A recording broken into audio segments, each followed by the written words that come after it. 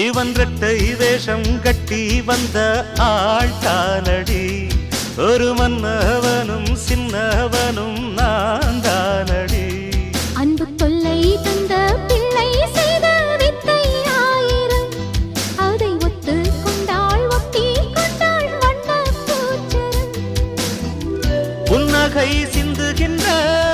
பொன்மகள் முத்துமுகம் எப்பவும் என் வசத்தில் வந்திடும் சொத்து சுகம் இப்ப வரவா எப்ப வரவா பள்ளி அறையில் அள்ளித்தரவா